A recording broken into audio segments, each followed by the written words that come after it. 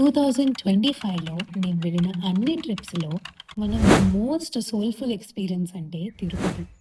నేను నా క్లోజ్ ఫ్రెండ్స్‌తో కలిసి ప్లాన్ చేసిన ట్రిప్ ఇది.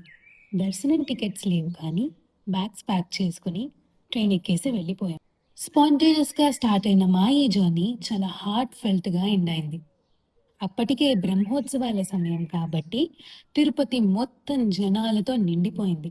Morning, night, week day, weekend అన్నది ఏదీ లేకుండా ఎక్కడ చూసినా ఆ స్వామివారిని చూడాలని జనాలు, గోవిందనామాలతో అన్ని వీధులు.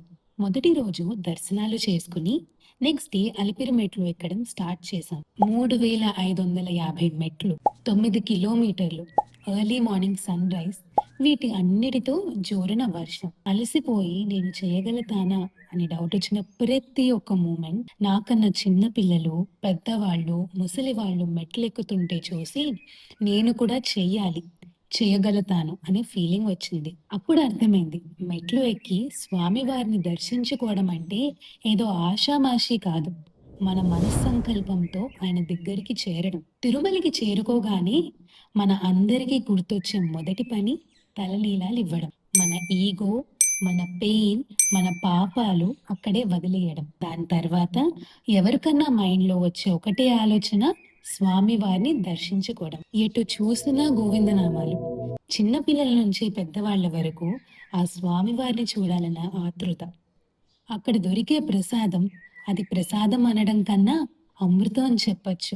ఎన్నో గంటలు వేచి చూసిన తర్వాత బంగారు వాకిలి దగ్గరికి చేరిన వెంటనే మనలో ఉన్న స్ట్రెస్, టెన్షన్, కష్టాలు అన్నీ అలా వెళ్ళిపోతాయి.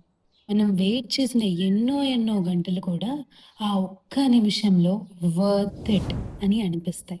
ఆ దీపాల వెలుగులో స్వామిని చూసిన తర్వాత వచ్చే కన్నీళ్లుంటాయి చూడండి. అవి బాధతోనో, కష్టంతో వచ్చే కన్నీళ్లు కాదు. అవి tears of peace, tears of happiness, అంటే ఆనంద బాష్పాలని అర్థం. అప్పుడు మనకు అర్థమవుతుంది. Every single step, every single moment and every single wait is worth it అని.